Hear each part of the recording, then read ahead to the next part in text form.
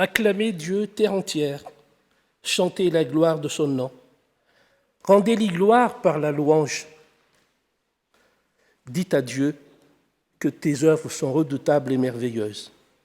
Toute la terre se prosterne devant toi et chante pour toi. Elle chante ton nom. Peuple, bénissez notre Dieu, faites retentir sa louange. Il nous amène à la vie.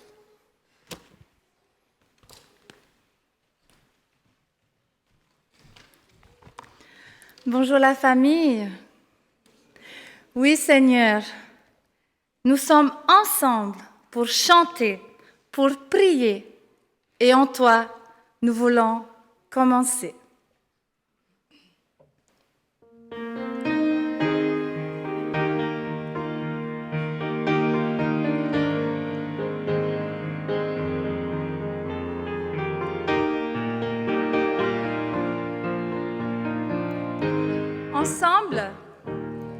Ensemble nous pouvons chanter, ensemble nous pouvons prier, élever nos voix et adorer celui qui nous a réunis.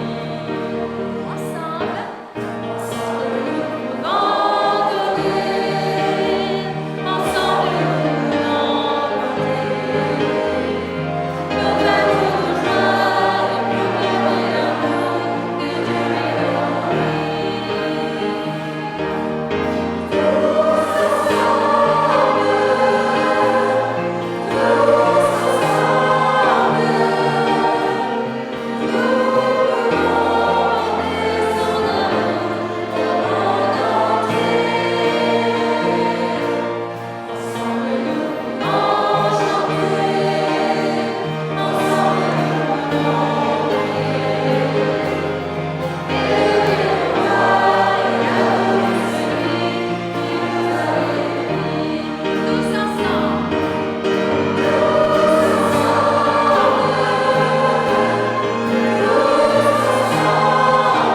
baptêmes.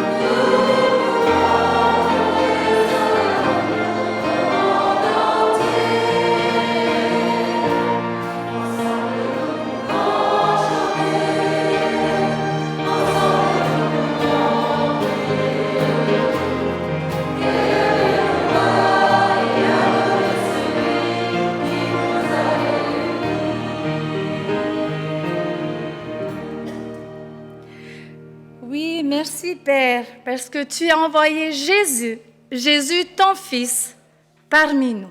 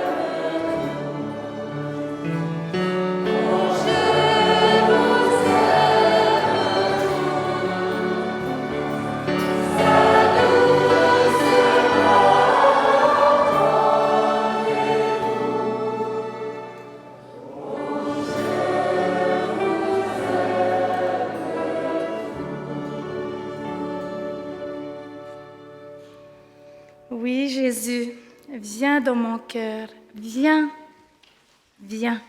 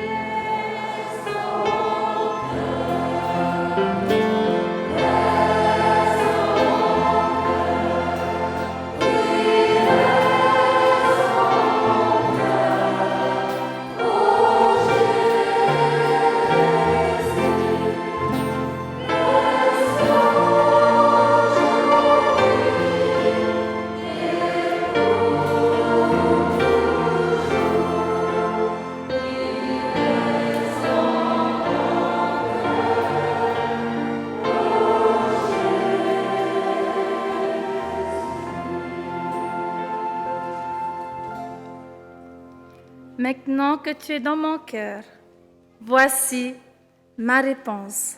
Me voici, Seigneur, pour faire ta volonté.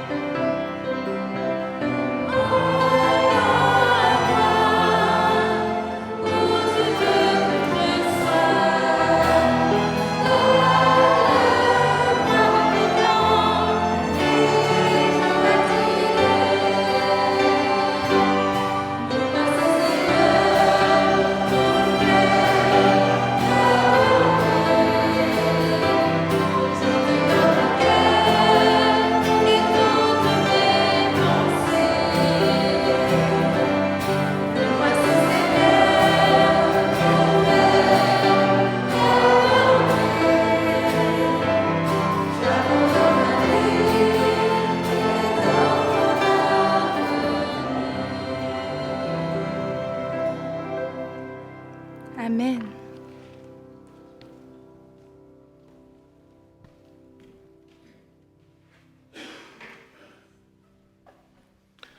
Je vous invite maintenant à un moment de prière et que ceux qui le peuvent puissent se mettre à genoux avec moi et nous nous relèverons uniquement après une phrase musicale.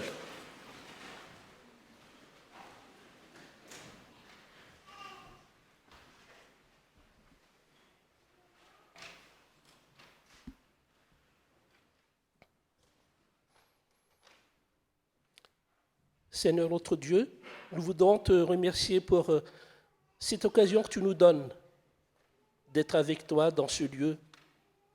Un saint jour de sabbat, jour particulier que tu nous donnes toutes les semaines. Merci parce que nous pouvons nous remémorer de ta création, de ton amour, de tes bénédictions que tu nous accordes chaque jour. Merci pour ta présence dans notre vie, Seigneur, malgré nos faiblesses, nos défaillances et nos manquements. Je voudrais te demander pardon pour nos offenses, nos défaillances. Pardonne-nous comme nous aussi, nous pardonnons à ceux qui nous ont offensés. Je te prie, Seigneur, pour tous ceux qui souffrent, ceux qui sont malades, nos frères et sœurs qui sont découragés, ceux qui t'ont peut-être délaissés. Seigneur, que ton amour, que ta main puissante puisse leur redonner l'espérance, réaffermir leur foi, puis qu'ils puissent te confier de nouveau à toi et que ta main guérissante puisse soulager ceux qui souffrent également. Je voudrais te prier aussi pour toutes les personnes qui nous suivent à travers Internet, qu'ils puissent partager ce moment d'édification avec nous et qu'ils puissent ressentir aussi ta présence.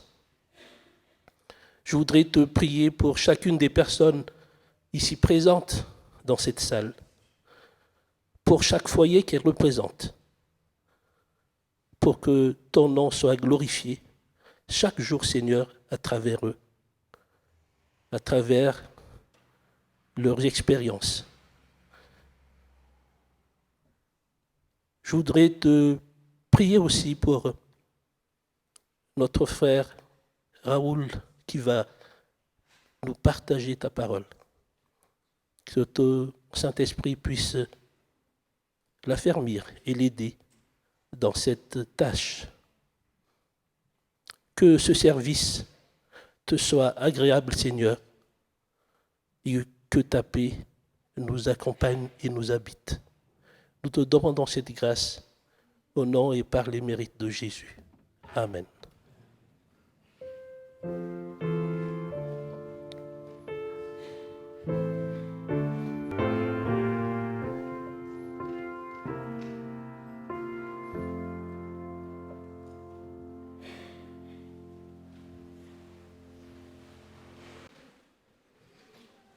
On va lire Ésaïe 55, 1 à 3. Vous tous qui avez soif, venez vers l'eau, même celui qui n'a pas d'argent. Venez acheter et manger. Achetez du vin et du lait sans argent, sans rien payer. Pourquoi dépensez-vous de l'argent pour ceux qui ne nourrissent pas? Pourquoi travaillez-vous pour ceux qui ne ressaisissent pas? Écoutez-moi vraiment, et vous mangerez ce qui est bon, vous savourez des plats succulents. Tenez l'oreille et venez à moi, écoutez donc et vous vivrez. Je conclurai avec vous une alliance éternelle pour vous assurer les grâces promesses à David.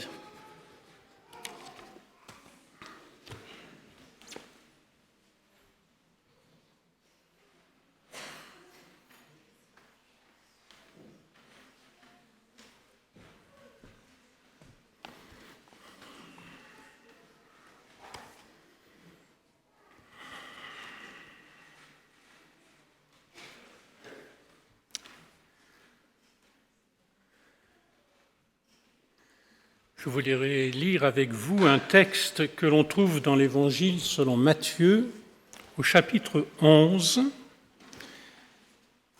Et je voudrais lire avec vous à partir du verset 28.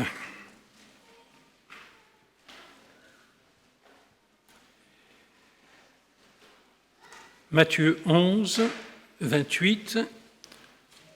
Venez à moi, vous tous qui êtes fatigués et chargés, et je vous donnerai du repos.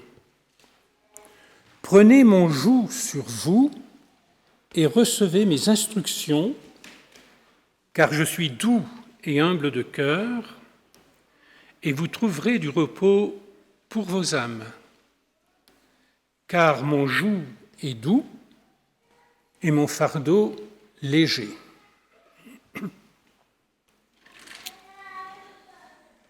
Au début de son ministère, lorsque Jésus a appelé ses disciples, ses premiers disciples, en général, il leur a dit « Suis-moi » ou « Suivez-moi ». Là, il est réuni avec ses disciples, ils sont là à côté, et il s'adresse à eux d'une façon différente. « Venez à moi, venez auprès de moi, apprenez de moi. »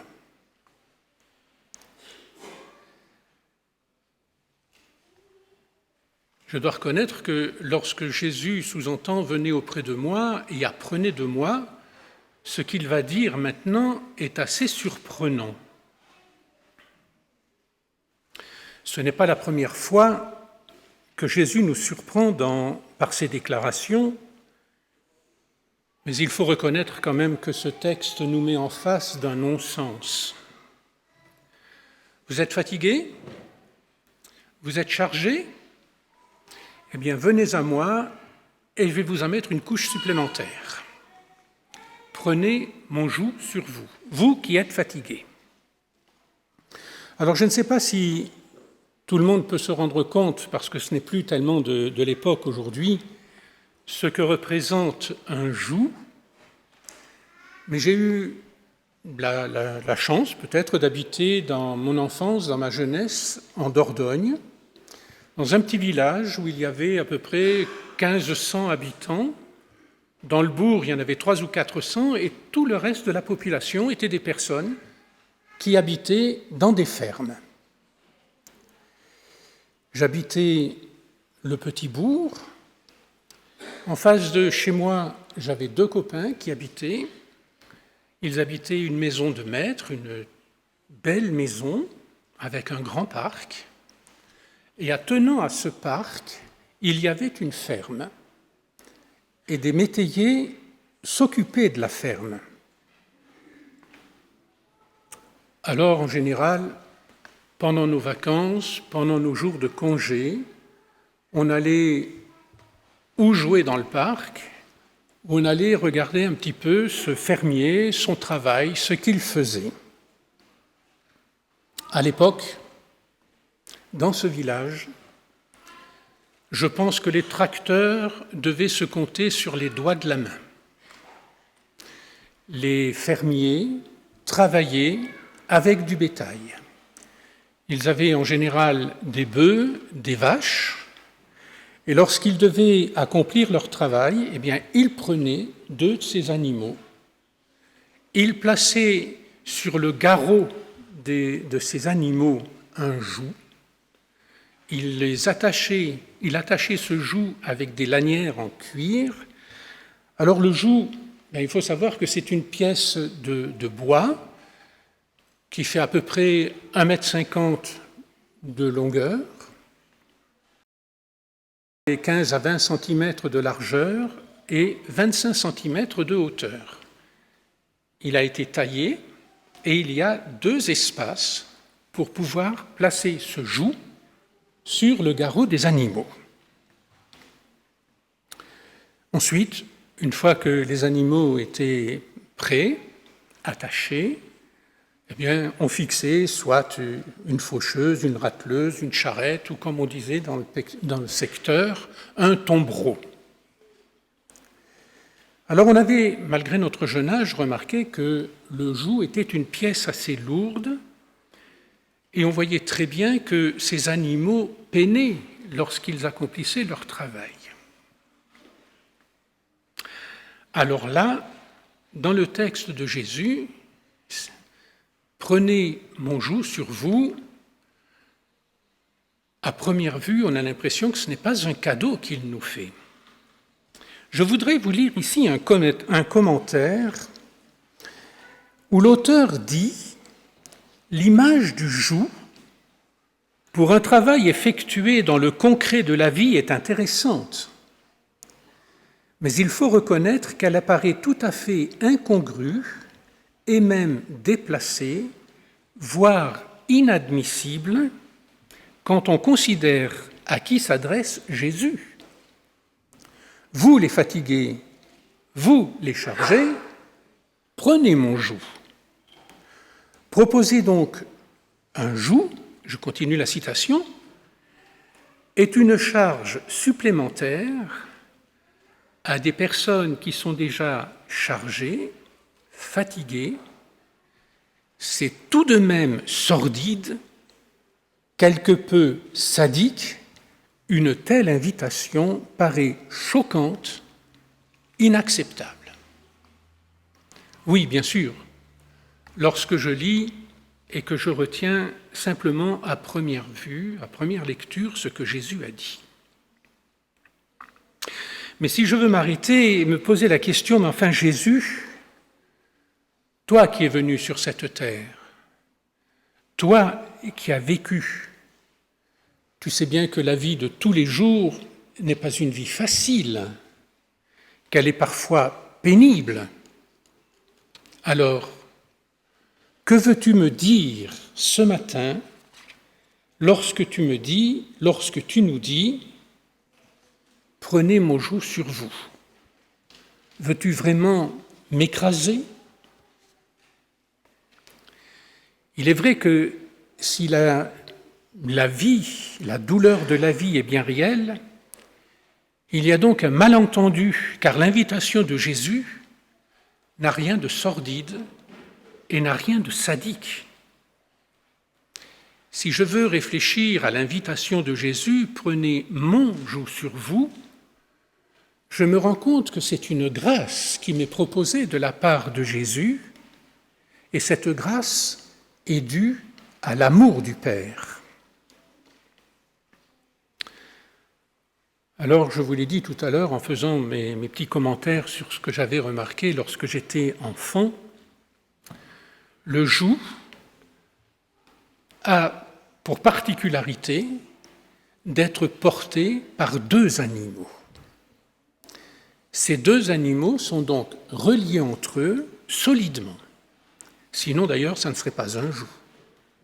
Et lorsque Jésus me propose ou nous propose de porter son joug, veut-il vraiment m'accabler? Veut-il me faire ployer sous la charge? Non. Si je réfléchis, je me rends compte qu'en réalité, lorsque le joug est placé sur les animaux, la charge est partagée. Jésus donc me propose de prendre son joug, mais dans le but d'alléger ma charge, d'alléger mes soucis, de prendre, disons plus ou moins, à moitié ce qui me pèse. Et c'est vrai que lorsque l'on a un poids assez lourd, si quelqu'un vient vous en enlever la moitié, ce qui reste, ça vous paraît quand même bien léger. Donc, prenez mon joug sur vous est une grâce de la part de Jésus. En acceptant ce joug, cela ne veut pas dire que toutes mes difficultés vont être enlevées. Ne nous berçons pas d'illusions. Dans la vie d'un disciple, il y aura toujours des problèmes. Il y aura toujours des difficultés. Il y aura toujours des échecs. Il y aura toujours des tentations. Les fardeaux de la vie, vous le savez aussi bien que moi, c'est une suite de déchirures, de violences d'ailleurs que l'on retrouve à tous les niveaux, aussi bien familiales, conjugales, communautaires, ecclésiales, pour aller encore jusqu'au bout, sociales.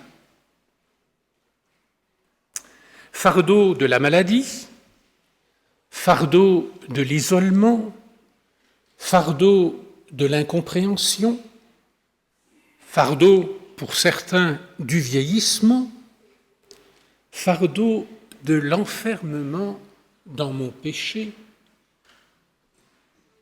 Et je pourrais mettre des points de suspension parce que des fardeaux, on peut en rajouter. Ce que Jésus me propose donc ce matin, c'est de m'apporter un soulagement. Je vous l'ai dit, l'avantage du joug, c'est d'être porté à deux. Je ne suis donc pas seul. Je ne suis pas seul à porter le poids, les difficultés, les souffrances de ma vie. C'est d'ailleurs souvent un soulagement de partager avec un autre la fatigue d'un travail. Et Jésus ajoute, lorsqu'il parle, « Et vous trouverez le repos de votre âme ». Ici, la parole de Jésus nous ouvre un horizon totalement différent. Il ne s'agit pas de fatigue physique, mais de la fatigue de notre âme. Ceux que Jésus invite à se charger de son joug sont ceux dont les épreuves, les soucis, les péchés affectent leur âme, notre âme, le plus profond de notre être. Alors maintenant, je me pose la question, mais qui va porter avec moi le fardeau de ma vie? Je ne vois pas beaucoup de mains qui se lèvent, et je vous comprends. Qui peut porter avec moi le fardeau qui écrase mon âme? Vous remarquerez que le texte ne le précise pas. Jésus dit simplement « Prenez mon joug sur vous, portez mon joug ». Et vous avez très bien déjà saisi qui va porter ce joug avec moi. Avez-vous vu ou entendu, tout au moins, lorsque nous avons lu ce texte, Jésus n'a pas dit, comme au début, « Suivez-moi ». Il a dit à ses disciples, « Venez auprès de moi ». Il a commencé par inviter ses disciples à être auprès de lui, à côté de lui. Et c'est parce que nous sommes à côté de lui que Jésus nous propose de porter son joug. Et cela devient intéressant parce que cela veut dire ou signifier que celui qui va porter son joug avec moi, c'est Jésus lui-même. Le joug qu'il pose sur mes épaules est aussi posé sur ses propres épaules. C'est-à-dire que jour après jour, il est à mes côtés pour alléger ma charge. Il se place à mon niveau. Et je suis obligé de reconnaître qu'il y a une grâce qui me manifeste, qui me prouve l'amour de Jésus à mon égard. Venez auprès de moi, portez avec moi le joug, vous tous qui êtes fatigués et chargés. C'est une invitation qui s'adresse à chacun d'entre nous ici ce matin. Mais une fois que nous aurons accepté cette grâce, il sera de mon devoir de permettre à d'autres de trouver cette grâce. Nous devrons la transmettre. Nous sommes entourés autour de nous. Il ne faut pas aller très loin pour trouver des personnes qui sont fatiguées, qui sont chargées. Et notre responsabilité de disciples de Jésus est de faire connaître cette bonne nouvelle.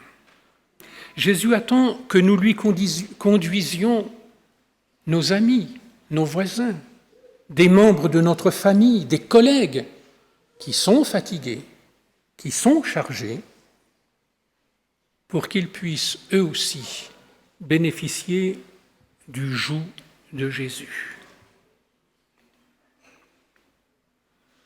Alors, il faut aussi être conscient d'une chose, oui, c'est que l'apprentissage pour porter le joug n'est pas une chose facile.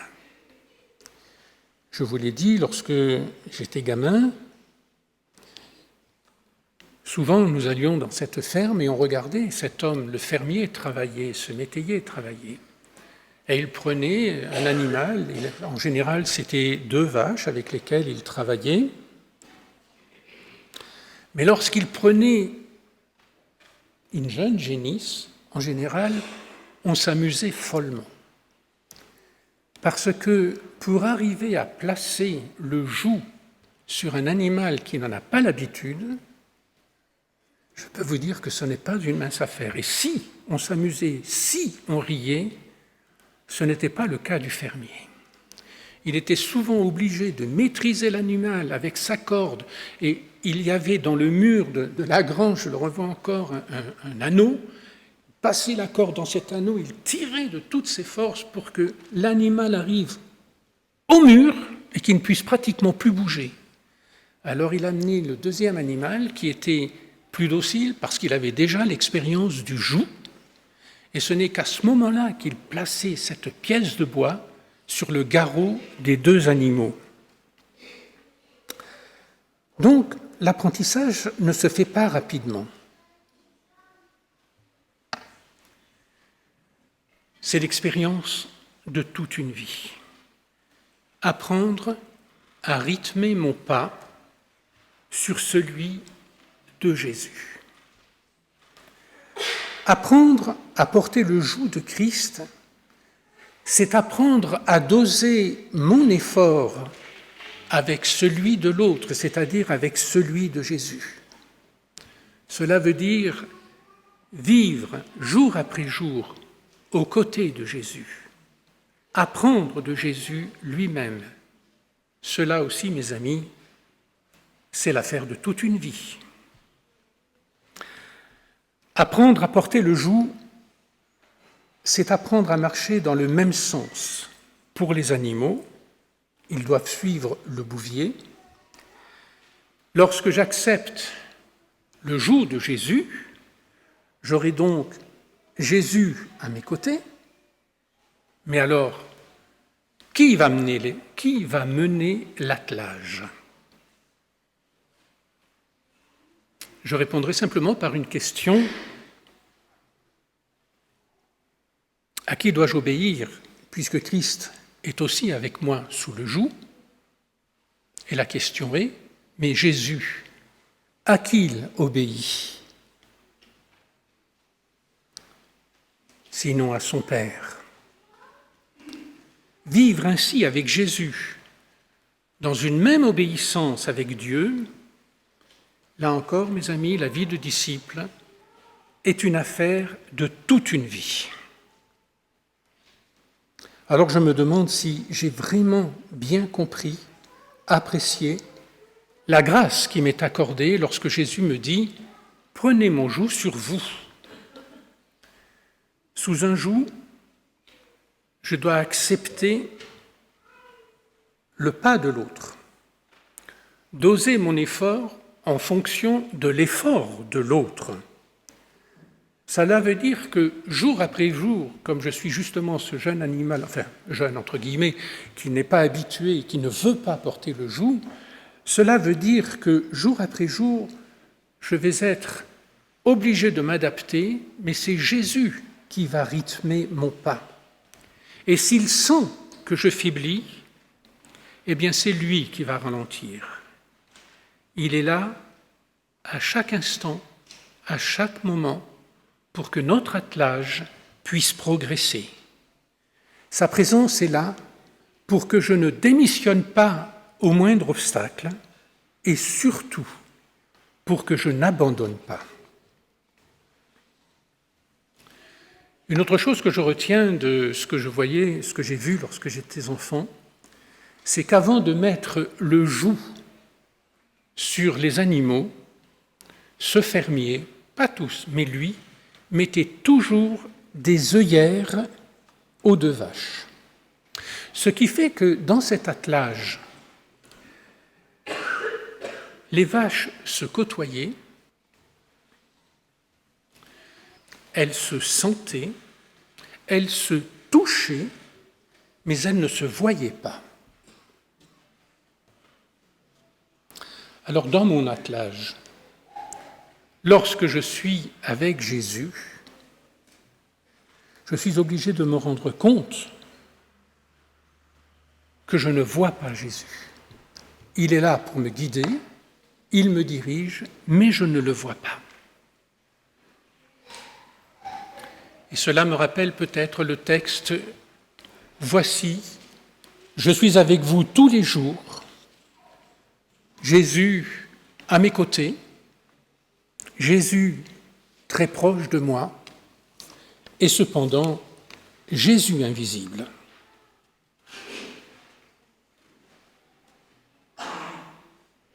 Une autre chose qui m'a frappé, c'est que lorsque ces animaux étaient attachés et travaillaient, je n'ai jamais entendu un animal crier. Il peinait, il travaillait durement, mais jamais, jamais ces animaux ne criaient. Ils travaillaient dans le silence, même lorsque la tâche était ardue. Mais n'est-ce pas là aussi une réalité de la foi? Christ silencieux, parce qu'il est pleinement investi dans le travail qui est fait en commun.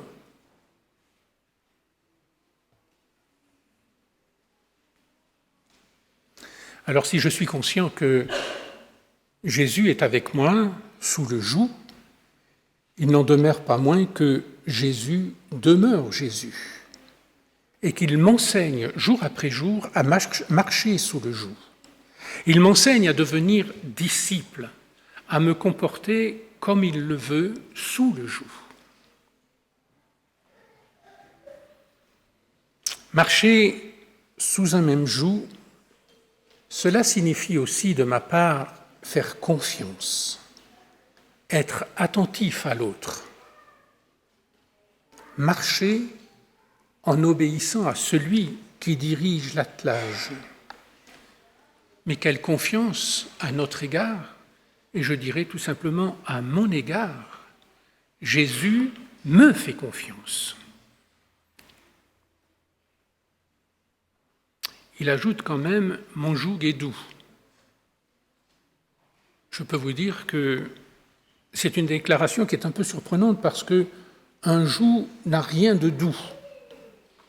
D'ailleurs, très souvent, parce que c'était du bois même un peu brut, le cultivateur était obligé de mettre des couches de toile avant de poser le joug sur le garrot des animaux. Mais une fois que le joug était placé, les animaux étaient très proches.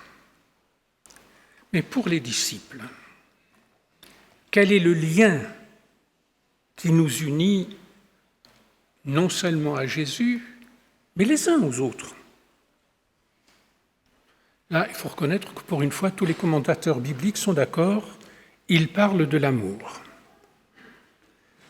L'amour de Christ qui nous unit à lui, mais qui nous unit aussi les uns aux autres. Prenez mon joug sur vous, je mets quelques points de suspension et j'arrive à la fin, et vous trouverez du repos pour vos âmes. Je ne sais pas si vous avez pensé à ce que représente le repos de l'âme. Lorsque j'ai fait un effort physique, me reposer, oui, bon, d'accord, je sais ce que ça veut dire, je le comprends. Le repos de l'esprit, c'est déjà plus compliqué parce qu'il y a des personnes qui ne sont jamais en repos avec leur cerveau. Mais le repos de l'âme, qu'est-ce que le repos de l'âme?